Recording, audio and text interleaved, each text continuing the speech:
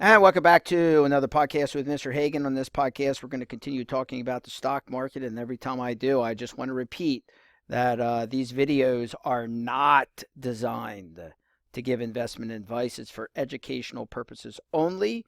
This video and other videos in the playlist are designed to teach about different theories of investing. If you want investment advice, please see a professional. Okay, so on our other videos, we were talking about, first of all, why you would want to own shares in a company. We said the primary reason was to participate in the earnings. That was the primary reason. And then we also said that uh, with those earnings, companies can do two things. They can either pay a dividend right over here. They can pay a dividend directly to the shareholder, or they could reinvest the money in capital and tools for further production, which we said would increase demand for the shares, which would cause the share price to go up. And by the way, that's what the share price is. It's the price that you pay for one share of the company. And if a company reinvests, we predict more people will want to purchase shares in the company. Demand curve will shift to the right and bid up the share price. Now, to kind of bring all this together, I just want to go through an example problem.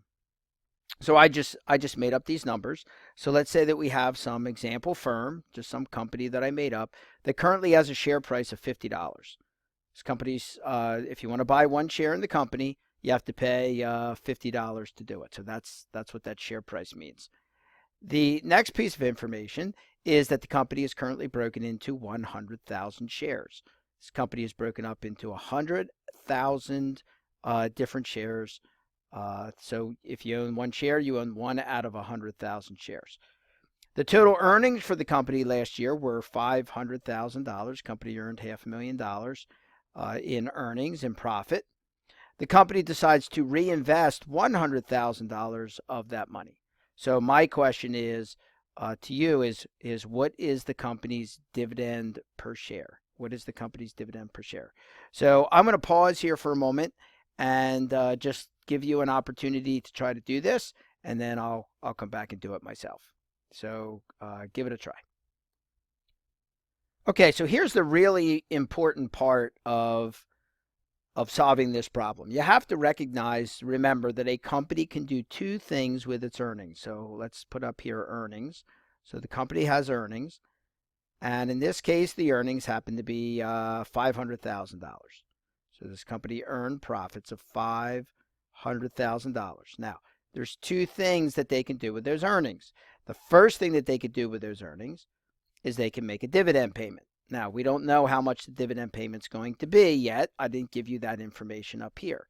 But the information that I did give you was the other thing that the company can do with its earnings, which is reinvest. So the company can reinvest. So the question is, how much does the company reinvest? Well, I gave you that number right here. The company is going to reinvest $100,000.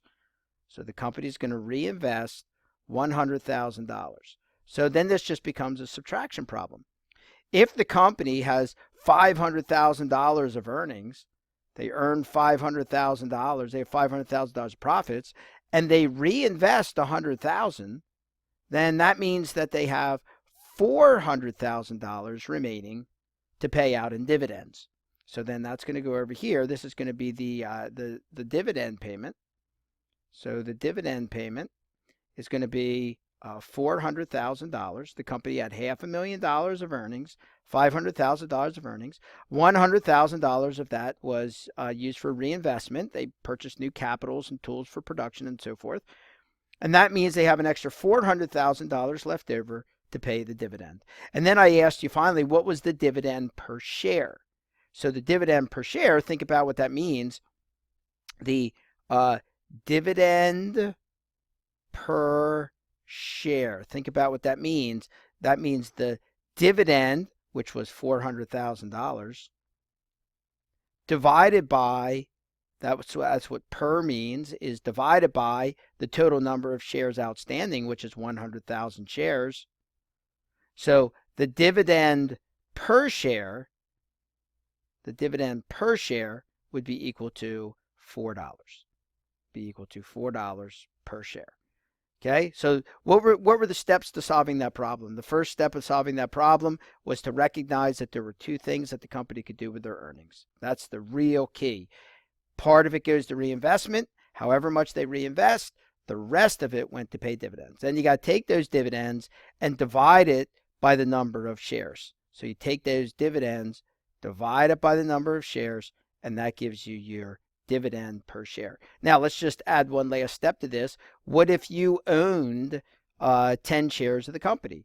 Well, if you owned 10 shares of the company, then how much would your dividend check be? Well, it would be the 10 shares that you own times the $4 per share dividend payment, and that would be equal to a $40 check that you would receive.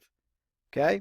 So this is a good kind of problem because it just helps us to think about how all these different moving parts are connected for the company. All right, this has been Mr. Hagan with another Econ podcast. Thanks for joining me, and we'll see you on the next podcast.